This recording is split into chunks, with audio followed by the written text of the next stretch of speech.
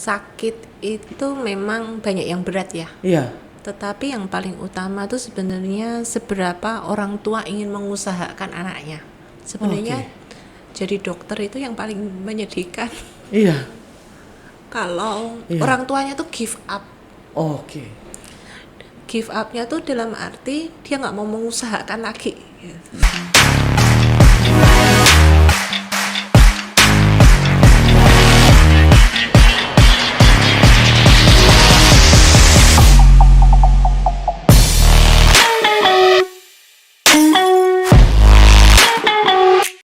Halo sahabat Siloam, bersama saya Kiki dalam acara Ngobrol Asik bareng Siloam Jogja. Nah, kali ini kita kehadiran tamu dokter yang tinggi, langsing, cantik. Nah, ini biasanya sih kalau di Siloam udah terkenal nih. Jadi kalau dokter ini lewat itu semuanya pasti terkesima, ya. Karena fashionable dan juga ramah sekali orangnya. Jadi kita kenalan dengan dokter spesialis anak, Dokter Juliani, MKes, spesialis anak, konsultan neonatologi. Panjang banget namanya. Sahabat Siloam. Apa kabar dokter? Apa kabar Bu Kiki? Gimana tadi? Panjang sekali ya dok ya? Kayak prolognya cukup menjual. Iya. Dokter, iya. Gimana kabarnya? Baik. Terima kasih. Kita udah lama nggak ketemu ya dok ya? Iya. Terakhir kapan ya dok? Ibu kita terlalu sibuk gitu. Kayaknya tahun baru deh. Perayaan tahun baru. Iya ya, kayaknya pas perayaan tahun baru ya dok ya. Pas acara di sebelah ya dok ya? Iya. Nah, setelah itu dok, tapi ngomong-ngomong dokter kayaknya rambut baru ini hari ini. Iya nih. Jadi kelihatan lebih muda 10 tahun. Berkat dipotong. Minggu depan saya potong lagi. Makin pendek makin muda ya dok. Kesibukannya apa dokter sekarang? Sibukannya setiap hari di Siloam. Dari sore. Sampai matahari terbenam. Nunggu matahari terbit lagi gitu. Lalu ya, masih. Ada ngapain gitu dokter di luar kesibukannya? Masih melayani sebagai dokter anak juga. Iya. Di luar aktivitas dok, ada hobi? Siapa tahu sekarang jadi lagi suka dancing, nyanyi atau apa gitu. Berkat Bu Kiki tuh, jadi kita harus sadar olahraga. Sudah difasilitasi banyak olahraga. Dokter ikut? Hah? Ikut. ikut olahraga apa nih dok? Berenang? Rencananya. Rencananya. Tapi dokter apa sih sebenarnya? Kalau olahraga sukanya apa? Nggak ada waktu sebenarnya untuk olahraga. Jadi sebenarnya mau join sama Siloam untuk olahraga. Tapi di Siloam itu untungnya kan ada rehabilitasi medik nih. Jadi rehabnya itu sangat-sangat membantu. Jadi daripada saya ke personal trainer gitu, saya lebih baik personal trainer saya itu adalah fisioterapis. Iya. Oh ya, jadi ikut yang di rehab. Iya. Dok, kalau lihat ya dok ya background, terus kita lihat nih dokter terus berarti kalau itu kan kuliah tuh ya MKesnya, lalu ambil konsultan lagi, pengaturan waktunya gimana sih dok? Memang dulu seneng gitu banyak belajar atau apa gitu, gimana sih dok? Masa lalu tuh ya, masa penderitaan ya. Ya, jadi sebenarnya kalau dokter kan tentu saja itu suatu profesi ya. Selama kita merasa bahwa itu panggilan kita ya tentu saja ngalaminnya juga nggak terlalu menderita, meskipun agak menderita juga. Agak menderita juga gitu. Karena belajarnya kan seumur hidup. Bahkan sampai sekarang pun meskipun kita sudah lulus pun masih tetap harus update, masih tetap harus belajar gitu. Jadi kayak seperti komitmen untuk belajar seumur hidup. Ya. Oke. Kalau kita lihat ya dok, kalau kita bicara nih dokter spesialis anak, apakah memang dokter senang atau memang dari ada keluarga yang mendasari akhirnya dokter pengennya ambil spesialis anak, atau apa yang dokter pikirkan pada saat itu? Ya, jadi sebenarnya kalau melihat sejarahnya kenapa jadi spesialis anak itu sebenarnya di luar dugaan juga. Jadi bukan cita-cita saya gitu, tetapi kondisi yang memaksa saya menjadi dokter spesialis anak. Kondisi apa, Dok? Iya. Oh iya. Jadi Gimana? mulai dari lulus SMA pun saya nggak punya cita-cita jadi dokter. Karena yang saya dengar kan dokter keluarganya semua pengusaha ya. Iya, betul. Pengusaha semua ya, Iya. Dok ya. Jadi saya bisa jadi dokter itu berkat teman baik saya yang menuliskan fakultas yang dituju. Karena saya titip UMPTN pendaftaran tuh ke teman. Oh gitu. Iya. Jadi teman saya waktu itu saya daftar UMPTN, Iya. pilihan utama saya itu cuma satu, akuntansi. Ya. Pilihan kedua dan ketiga itu saya kosongin. Tapi kan memasukkan formulir itu kan penuh perjuangan. Iya. Karena tidak bercita-cita untuk jadi UMPTN, saya cuma titip teman. Titip ya gitu. Nah terus teman saya yang buka, kok kosong? Dia yang ngisi loh. Oh serius? Serius. Jadi teman saya yang ngisi itu pendidikan dokter gitu. Oh gitu. Jadi begitulah. Padahal iseng ya, Dok. Cuman karena memang pinter juga, Dok. Makanya kan walaupun diisiin, kalau kita atau Fazil gitu diisiin kayaknya juga nggak mungkin ya. Fazil masuk ya, Azil ya. Jadi saya itu menjadi dokter setelah ditolak jadi akuntan. Jadi pilihan pertamanya akuntan, tapi Iya, keterimanya di kedokteran. Dokter ngambil di Jogja apa di mana, Dok? Di UGM. Di UGM di Iya. Jogja ya, Dok. Memang keluarga Jogja. Iya. Dan itu tadi saya kan dengarnya dokter keluarga besar pengusaha ya, Dok ya. Iya. Jadi bisnis gitu loh. Cukup surprise juga berarti ya, Dok ya. Ada yang nyelip satu ke kesehatan, tapi ini pasti nggak kesehatan murni, tapi pasti juga tetap berbisnis dong ya, Dok Iya. ya. Oke, itu memang dari darah ya, Dok. Susah kalau itu. Dok, lalu setelah dokter nih ambil anak spesialis anak, lalu akhirnya kan ngambil konsultan tuh, Dok. Iya, Konsultan NICU, ya kan? Yang seperti kita ketahui kalau di Jogja kan nggak banyak ya, Dok ya. Nyari konsultan NICU susah loh, Dok. Nah, tuh kenapa dokter akhirnya mau ngambil itu gitu? Ya, jadi sebenarnya saya menjadi spesialis anak sudah 15 tahun baru tertarik untuk sekolah lagi. Karena tetap bagaimanapun juga spesialis anak kan membantu perawatan dari bayi baru lahir. Ya. Termasuk juga bayi-bayi prematur.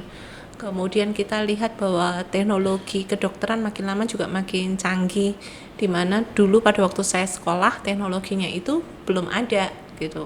Jadi memang mau nggak mau kita harus, kalau mau mengikuti teknologi ya kita harus sekolah lagi, terutama kalau kita lihat harapan hidup, karena mempunyai bayi yang baru lahir itu kan sepertinya kayak harapan keluarga ya. Harapan dari orang tuanya, harapan dari keluarga besarnya untuk meneruskan gitu. Tetapi jika bayinya lahir misalnya prematur atau ada gangguan gitu dan pertolongannya tidak optimal, itu akhirnya kayak masa depannya itu menjadi sangat-sangat terganggu gitu. Ya. Jadi itu sebenarnya yang mendasari saya ingin untuk memberikan pelayanan yang lebih gitu ke pasien. Mungkin itu juga ya yang perlu mungkin sahabat Siloam ketahui, bahwa sebenarnya konsultan NICU itu apa sih gitu loh. Nah, karena kan orang nggak tahu ya, Dok. Jadi tahu spesialis anak, mungkin nggak semua orang tahu apa sih konsultan NICU, dan nggak semua tempat atau rumah sakit itu kan ada konsultan NICU ya, dokter. Nah, mungkin dokter bisa jelaskan maksudnya sebenarnya apa sih kelebihannya gitu loh. Satu tempat, satu rumah sakit itu yang ada dokter konsultan NICU-nya gitu loh, Dok. Nah, mungkin dokter bisa jelasin, karena mungkin banyak orang nggak tahu apa sih bedanya gitu loh. Gimana tuh, dokter? Ya, jadi sebenarnya kan selama tahap-tahap kita menjadi manusia ya, kayak misalnya dari bayi, anak-anak, dewasa gitu, itu ada periode-periode kritis gitu, periode kritis. Nah, salah satu yang utama dikatakan periode kritis itu adalah perkembangan di dalam kandungan. Jadi kalau pada saat kehamilan itu ada masalah, itu mungkin gangguannya sangat-sangat serius dibandingkan nanti pada waktu usia 10 tahun ada masalah gitu ya. Sama misalnya kalau jatuh di usia 10 tahun mungkin hanya luka gitu. Atau yang paling parah mungkin patah tulang gitu. Tapi kalau ibu hamil jatuh Ya. Nah, akhirnya apa? Hamilnya bisa keguguran gitu ya, bisa kehilangan nyawa kan bayinya ini. Nah, termasuk jadi proses dalam kehamilan itu proses yang amat sangat penting. Ya. Nah, proses yang kedua itu adalah proses persalinan. Persalinan itu merupakan periode yang amat sangat kritis. Ya. Kehamilan yang sangat-sangat bagus, tetapi jika di persalinannya itu terjadi masalah, itu bisa menghancurkan seluruh harapan kita gitu. Nah, kita tahu nih yang namanya persalinan ya, gitu. Bahwa proses persalinan yang seharusnya lancar gitu, tetapi jika terjadi hambatan itu bukan sesuatu yang jarang bayinya meninggal atau malah justru ibunya juga meninggal. Jadi proses persalinan itu merupakan proses-proses yang sangat-sangat penting gitu. Nah, sekarang kita lihat bahwa persalinan itu ada di mana-mana gitu. Mulai dari pelayanan di bidan, pelayanan di puskesmas, pelayanan di rumah sakit bersalin atau di rumah sakit yang lengkap gitu. Selama persalinannya ini aman gitu, lancar, itu silakan melahirkan di mana aja juga aman ya. Tetapi jika persalinan ini beresiko, kemudian pada saat terjadi kegawatan pada bayi tidak ada yang menolong, itu sudah tidak ada waktu lagi untuk merujuk. Gitu. Karena cepat sekali ya dokter sekali, prosesnya. Betul. Ya. Jadi kegawatannya ini harus ditangani, hitungannya itu detik dan menit gitu loh. Jadi bukan hitungan nanti kita tangani 1 jam lagi, itu nggak bisa.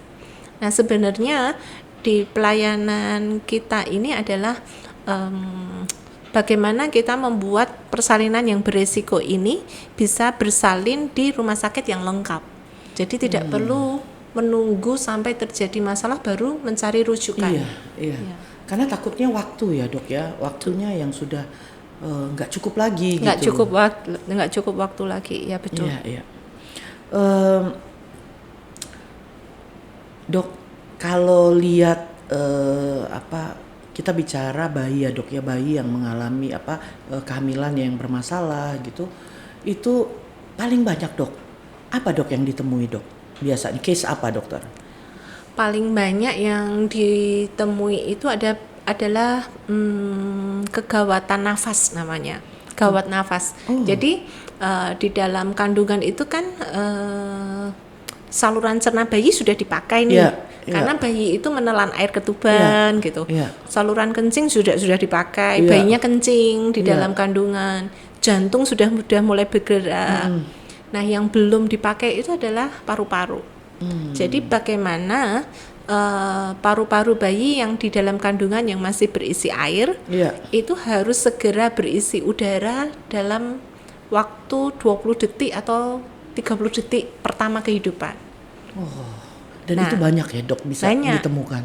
Permasalahan utamanya sebenarnya di permasalahan di paru-paru gitu. Dan itu bisa diidentifikasi nggak sih dok pada saat waktu misalnya gini kan, kadang kita rasa kehamilan kan kita baik-baik aja gitu kan, terus pada saat fase kehamilan gitu pemeriksaan itu sebenarnya bisa terdeteksi nggak dok? Sebenarnya dari bidan dan dari dokter kandungan mereka sudah men-screening mana yang beresiko tinggi dan mana yang beresiko rendah. Misalnya yang resiko tinggi itu atau misalnya kehamilan ganda atau kembar, pasti beresiko tinggi. Ibu yang usianya terlalu muda atau ibu yang usianya terlalu tua atau ibu yang riwayat ST beberapa kali atau persalinan prematur gitu ya. Yang beresiko ibu yang hipertensi, ibu yang diabetes mellitus. Lalu ada yang ibu beresiko rendah atau kita mengatakan semuanya sehat-sehat aja sehat-sehat. Tapi jangan lupa bahwa semua yang sehat-sehat saja ini itu bisa menjadi suatu kegawatan pada saat proses persalinan. Jadi misalnya apa? Yang paling serem itu sebenarnya kalau tali pusat menumbung. Jadi bayinya itu kan akan keluar kepala dulu nih gitu. Tapi tali pusatnya itu himpit antara kepala dan panggul ibu. Ya. Dan itu bisa terjadi pada semua persalinan. Jadi sebenarnya persalinan itu merupakan suatu resiko. Bahwa persalinan yang tidak ada resiko pun itu sudah beresiko, gitu. Betul. Jadi yang paling sulit itu sebenarnya memperkirakan yang tanpa resiko ini. Iya. Betul. Berarti sebenarnya kalau kita lihat seperti ini ya dokter, berarti kalau kita mau memilih ya untuk ibu-ibu hamil, buat sahabat-sahabat Siloam mungkin yang saat ini sedang hamil gitu, mungkin perlu dipertimbangkan seperti tadi yang dokter Juliani sampaikan, bahwa pemilihan fasilitas ya rumah sakit atau klinik itu yang lengkap itu juga menjadi faktor utama ya dokter ya. Karena kita nggak pernah tahu gitu nanti akan seperti apa gitu kehamilannya. Jadi yang memang memiliki akses dan bisa ke rumah sakit yang lengkap atau klinik yang lengkap dengan dokter yang lengkap itu mungkin bisa menjadi prioritas ya dokter ya. Karena kalau saya tadi dengar sih memang apalagi kondisi sekarang dok, di mana saya nggak tahu ya, kayak ini di dunia makin kesini ya dok ya, ini kayaknya segala macam penyakit after covid itu saya udah mulai pikir ini dunia udah sangat rentan sekali ya, jadi semua penyakit mudah datang, semua masalah penyakit itu kok kayaknya muncul gitu. Nah mungkin ini menjadi salah satu solusi gitu. Dokter Juliani, yang pengen saya tanyakan, di Jogja banyak nggak sih konsultan NICU dok? Di Jogja kriteria banyak berapa orang? Ya mungkin ada lebih dari 10 gitu. Nggak ada. Separohnya. Hanya ada separohnya. Ya karena untuk mengcover loh dok, mengcover satu itu ya maksudnya satu provinsi satu ya. Provinsi loh Iya. dok. Jadi memang ya kita bersyukur juga ya dokter dan sahabat Siloam bahwa kita punya dokter Juliani gitu, konsultan NICU yang sangat-sangat care gitu terhadap bayi. Kalau saya lihat sih dari perkembangan ya dok, dari awal dulu kalau nggak salah kita dulu paling menangani bayi prematur ya dok ya. Itu kan salah satu dok yang ditangani ya dok ya oleh konsultan NICU. Itu paling kecil berapa dok yang pernah ditangani dok? Yang pernah kita tangani di sini 850 gram ya. Kecil sekali ya. Iya. 30 minggu. Di bawah sekilo ya. Di bawah 1 kilo. Iya. Tapi bisa selamat ya dok ya akhirnya. Nah sebenarnya untuk pelayanan NICU ya. Iya. Itu selamat saja itu bukan yang utama. Oke. Betul. Memang kita mau bayi kita survive, betul. Tetapi survive-nya ini harus dengan komplikasi yang sangat-sangat minimal. Oke. Tentu saja kita tahu bahwa menangani bayi kecil prematur itu kan komplikasinya banyak ya. Yeah. Seperti yang kita lihatlah di sekitar kita, mungkin ada yang buta, gangguan penglihatan, gangguan pendengaran, kemudian itu setelah dewasanya atau pada saat kecilnya itu dok? Setelah dewasanya, jadi gangguan perkembangannya gitu. Oke. Gitu. Jadi kita nggak mau bayi prematur kita yang survive tapi itu hanya menjadi boneka hidup gitu. Iya. Nah, sebenarnya untuk membuat kualitas NICU bagus itu memang kita butuh teamwork. Yeah. Dan untungnya sih di manajemen dari Siloam sangat-sangat mendukung untuk teamwork ini gitu, sangat difasilitasi oleh rumah sakit. Ya. Karena memang tim ya dok ya kalau betul, kita bicara harus tim. Ya dan di rumah sakit Siloam Jogja ini sahabat Siloam kita punya klinik kita punya klinik Mom and Child ya dokter, di mana memang kita punya tempat yang terpisah, kliniknya memang untuk kenyamanan ibu dan anak. Lalu kita juga punya alat-alat ya dokter ya untuk NICU semua yang cukup lengkap ya untuk dokter juga bisa menangani pasien gitu loh, menangani anak-anak yang kritis ya dok ya. Nah, bicara tentang alat nih Bu Kiki. Ya. Jadi rumah sakit kita ini alat-alat kita itu sangat high end. Betul-betul sangat-sangat advance gitu. Iya. Jadi yang memang yang teknologi yang mutakhir ada di rumah sakit kita. Iya. Jadi terima kasih atas dukungan manajemen. Karena kalau ada seperti itu, jadi dokter juga jadi lebih menolong bisa lebih maksimal ya dok ya. Itu sih harapan kita sih dokter. Kita berusaha untuk bisa memberikan fasilitas ya dok ya, semaksimal mungkin buat dokter-dokter kita untuk bisa mengobati pasien dengan maksimal. Dok, tadi kita udah bahas yang masalah pengobatan semua. Saya pengen tahu nih, dokter, putranya ada berapa dok? Ada 2. Udah gede-gede dok? Udah remaja. Nah, dok, saya penasaran. Dokter kalau lagi ngurus putranya berdua ya, cowok-cowok ya dok ya? Cewek-cowok. Cowok-cewek, ya oke. Dokter termasuk yang galak dok? Yang cenderung pendiam atau galak dok di rumah dok? Saya di rumah sama anak termasuk yang tegas, tetapi ada yang lebih tegas lagi daripada saya. Jadi saya bukan yang paling galak. Yang paling galak apa? Yang paling galak siapa? Neni. Oh, gitu dok. Karena terbiasa ya dok ya, disiplin ya di keluarga. Okay. Jadi neni saya itu lebih galak lagi. Anak-anak lebih takut sama neni daripada sama saya. Iya. Tapi semua di sini dok, di Jogja? Ya, cuman ini yang besar baru mau mulai kuliah nih 2 minggu lagi meninggalkan rumah. Tapi nggak kedokteran? Atau bukan kedokteran. Bukan kedokteran, ambil finance ya. Oh iya, bisnis ya. Iya. Oke, dokter. Kalau kita lihat tadi dokter sudah jelaskan mengenai kriteria ya dok ya. Jadi pasien-pasien yang dirawat ya oleh dokter di NICU gitu, sebenarnya kondisi apa saja dok yang memperpanjang lama rawat sih dok biasanya di NICU itu? Yang memperpanjang lama rawat di NICU itu sebenarnya yang nomor 1 adalah kondisi sebelum dia masuk NICU.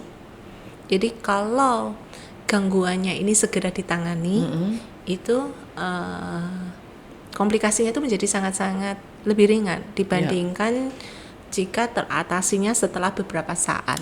Jadi prognosis atau harapan dari NICU adalah semakin cepat tertangani suatu masalah, itu masa rawatnya menjadi lebih pendek. Gitu. Tentu saja yang kedua adalah kondisi si bayi di dalam kandungan, gitu. Kondisi ibunya, kondisi perkembangan dia di dalam kandungan, gitu.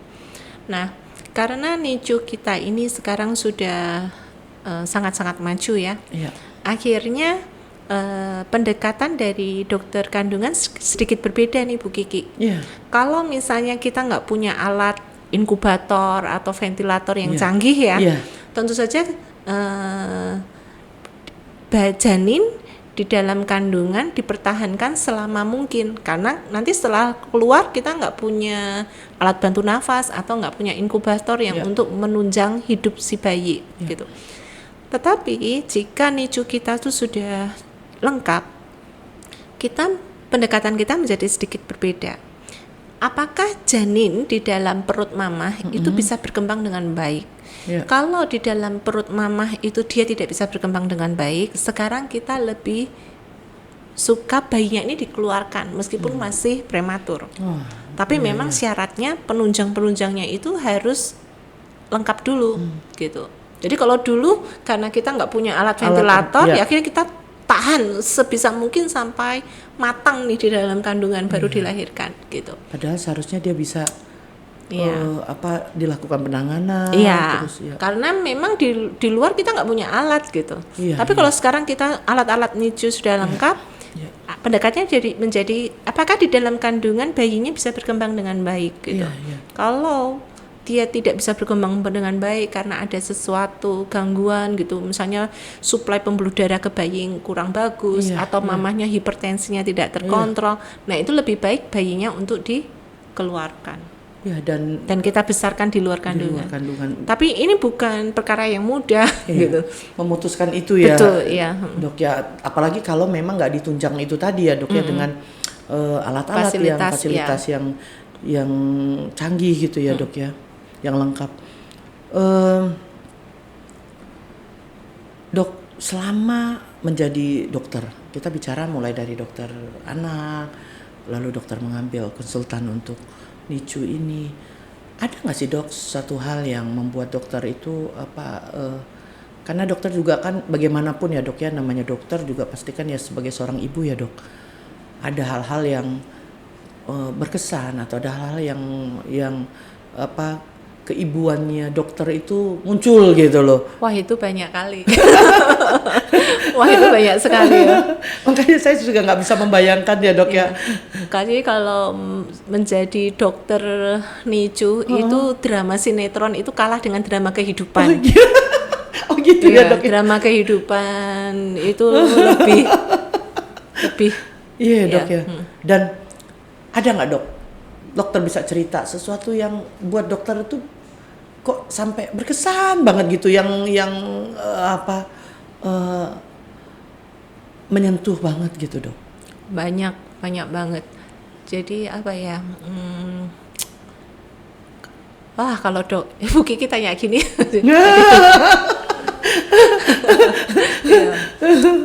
Banyak banget tuh. Iya. Aduh nggak lucu nih. Gak apa-apa. Iya, karena ya itu tadi saya bilang ya, saya aja, saya bukan dokter anak kan dok, tapi kan terkadang kalau saya lagi keliling gitu kan dok, saya suka keliling terus. Terakhir itu kemarin ada cerita, terus ada case apa gitu, saya kan diinfoin, karena biasanya kan kalau di Siloam itu ketika ada case-case yang susah, yang berat gitu, susah ya kondisi yang berat gitu dok, itu biasanya itu kita bahaskan dok untuk mencari bagaimana memberikan perawatan yang terbaik.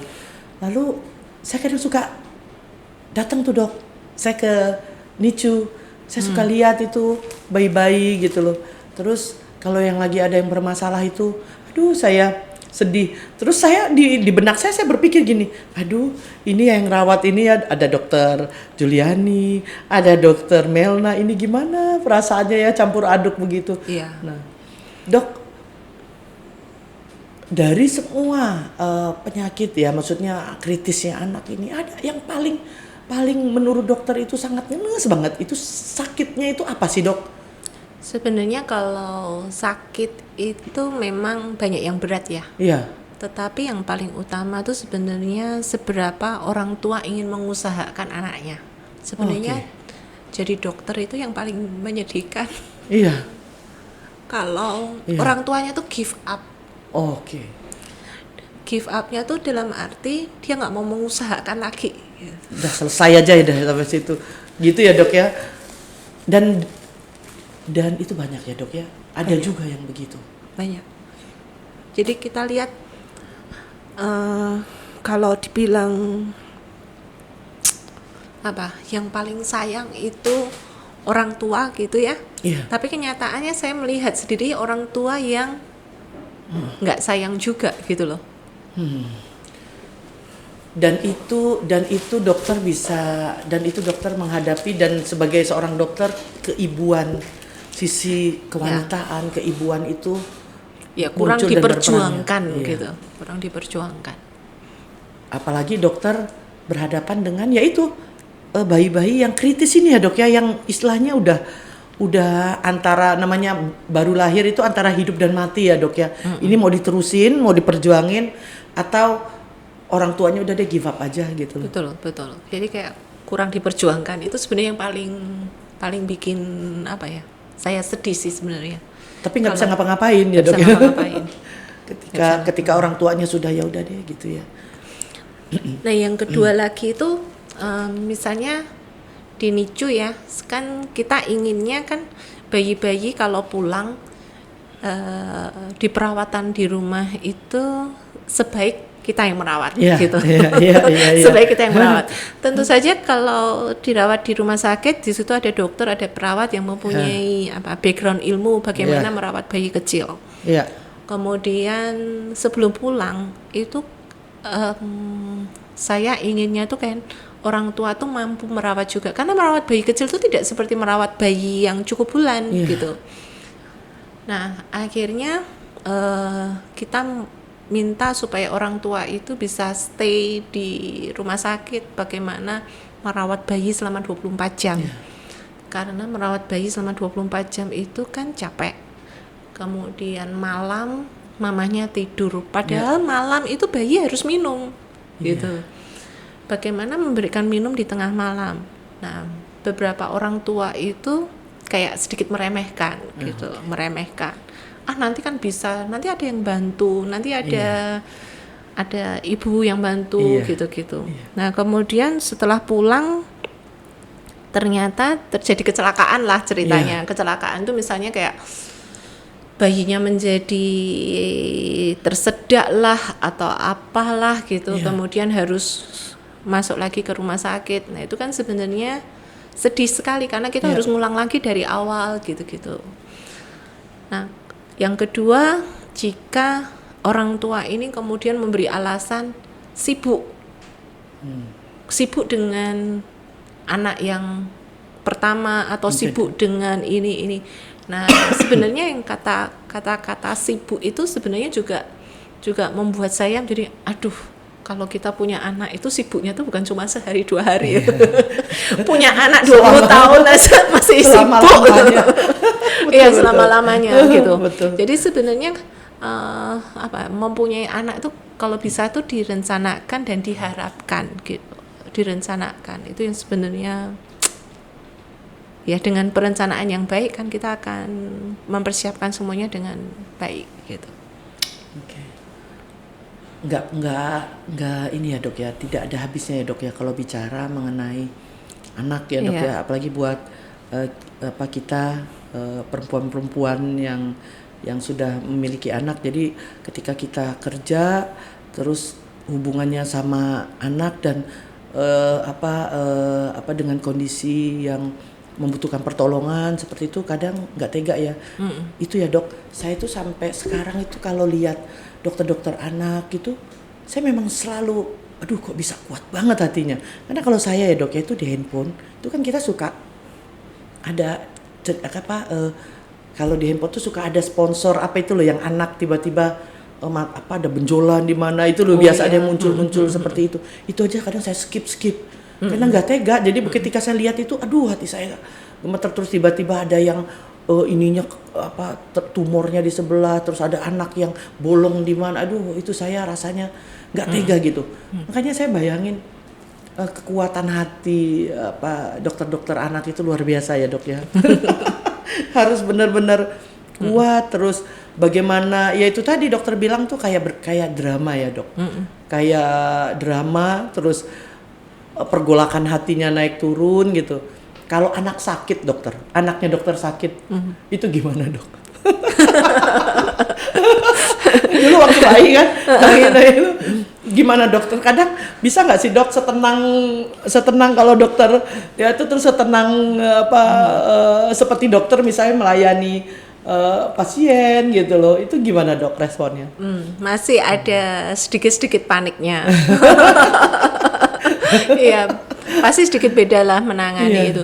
Cuman kalau anak sakit ya saya akan bertindak sebagai dokter anak. Dokter anak. Iya. Jadi panik juga ya dok ya. Oke dokter, terima kasih banyak dokter sudah bersedia hadir di podcast kita kali ini. Yang pasti sih dok, saat ini kan memang kita lagi pengembangan nih dok untuk Mom and Child-nya kita. Semoga kita bisa melayani masyarakat lebih banyak lagi dokter. Terakhir dok, harapan dokter buat sahabat Siloam apa dok? Ya kalau untuk sahabat Siloam semua sih saya yakin bahwa mereka akan memberikan yang terbaik untuk anak-anaknya gitu ya. Jadi termasuk di pelayanan kesehatannya. Jadi jangan khawatir untuk membawa ke rumah sakit Siloam karena kita semua bekerja dalam teamwork dan kerjasama dari manajemen, kemudian dokter dan perawat sebagai tenaga kesehatan itu sangat-sangat baik dan kita kompak gitu. Iya. Masalah apapun manajemen siap turun tangan untuk ngatasi. Terima kasih. Karena memang tugas kita dokter, tugas kita untuk memaksimalkan. Sebenarnya memang kita berharap dokter Juliani dan dokter-dokter yang lain yang ada di sini itu melayani pasien itu bisa maksimal karena apa ya, itu tujuan dari kita sih dok. Jadi kita memberikan support yang maksimal, fasilitas, lalu tim semuanya, bagaimana kita membentuk tim yang kuat gitu supaya sebenarnya dokter-dokter tuh bisa maksimal mengobati pasien. Jadi buat sahabat Siloam yang membutuhkan layanan kesehatan, terus saat ini mungkin ada sahabat-sahabat Siloam yang baru hamil, lalu mau tanya-tanya lebih jauh ke Dr. Juliani, bisa langsung datang ke Dr. Juliani, praktek setiap hari Senin sampai Jumat, Selasa, Rabu, Kamis, Jumat. Dari jam berapa dokter? Dari jam 5:30 sampai 5:30. Ya, 5:30 sampai 5:30. Jadi jangan ragu untuk datang ke Siloam karena kita tidak pernah tahu ya namanya masa kehamilan. Tadi seperti yang Dr. Juliani sampaikan bahwa masa kehamilan kita tidak pernah tahu dan kita selalu prepare sahabat Siloam. Jadi kalau terjadi apa-apa, tentu di sini ada Dr. Juliani yang siap membantu seluruh pasien ya. Itu aja dari saya, dari Dr. Juliani. Ada sesuatu yang mau disampaikan dokter? Pesan yang buat ibu-ibu muda yang sedang hamil, pesannya dokter? Jagalah kesehatan, konsol antenatal yang baik. Oke. Oke kalau gitu. Terima kasih atas waktu dan kesempatannya Dr. Juliani sudah hadir di podcast kita kali ini. Dan buat sahabat Siloam, sampai jumpa di next podcast kita.